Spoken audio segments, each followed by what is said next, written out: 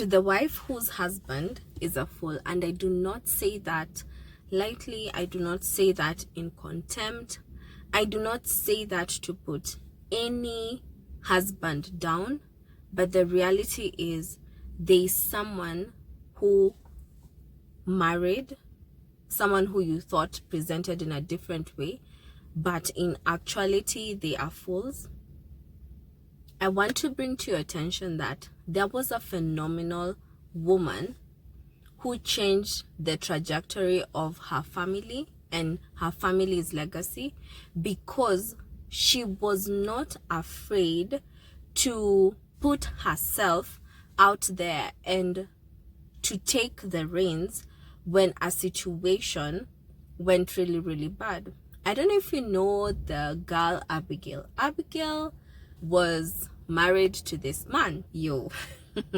This man really didn't have presence of mind, and even though the facts were there before him, he was in this situation making stupid decisions. Also, we find that actually his name means fool. So be careful how you name your children.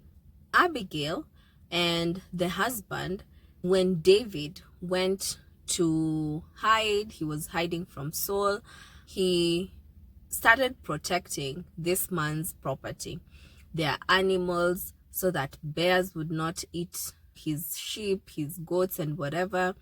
David made sure that nothing of his got lost. So he sent a request, because I have done this work, at least for my wages, would you feed my men? We need some food. So this guy, the response he sends back, the response of a fool. And David really got mad at this guy, and he determined in his heart that he's going to kill him. So this girl, Abigail, her servant, came and told her, hey, this thing's apa, hakuendelei vizuri, it's not going down well. Something is about to happen. You need to be careful. So she quickly gathers up supplies. She gets wine, she gets bread, she gets a couple of other supplies, and she loads up her donkeys, and she decides, I'm not even going to tell this guy. She goes, she meets with David. What a coincidence. And then she falls down and she's like, hey sir, please just know it's this man. Don't mind him, he's a fool. We are sorry. We know what you've done for us.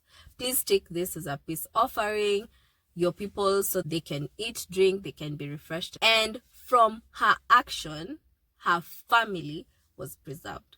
So you might be saying that maybe this thing is not for me. This confidence thing is not for me. I made a bad decision. The kind of spouse that I married did not pan out to be the person that I intended to have.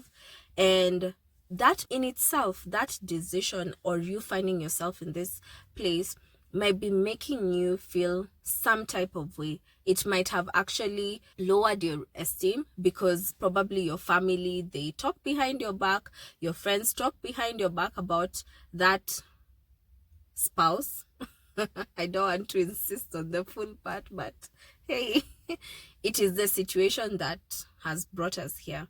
And you might be thinking that just because of that choice, you are done for. My sister, my girl, you're not done for. God has a purpose and a plan for you, and you are the plan A. God does not have a plan B. You are God's plan A. And you need to get your confidence together. You need to get your confidence together, because you don't know that God has intended for you to be the legacy maker of your family.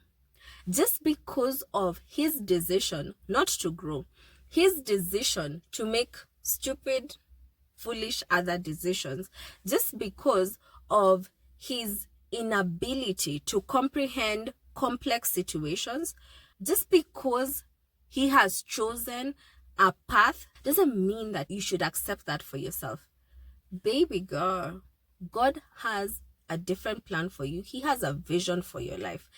And I can tell you stories after stories, even in this world, whereby God has saved through a woman. God has changed communities through a woman.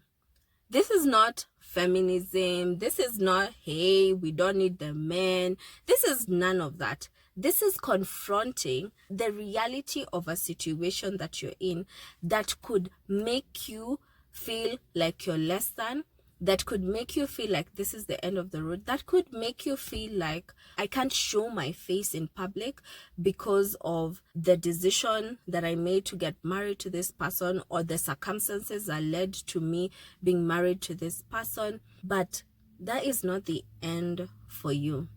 You need your confidence back. You need to build up your esteem so that when the opportunity presents itself, that's number one. Number two, when you create the circumstances that help that opportunity to present itself, you will be ready, you will be confident, you will be competent, and you will be able to build a legacy. And if that means that in this case, the glory goes to a woman, even Deborah told Barak when she told the guy, like, you go to war. But this guy insisted, no, we want you to come. If you don't come, we won't go.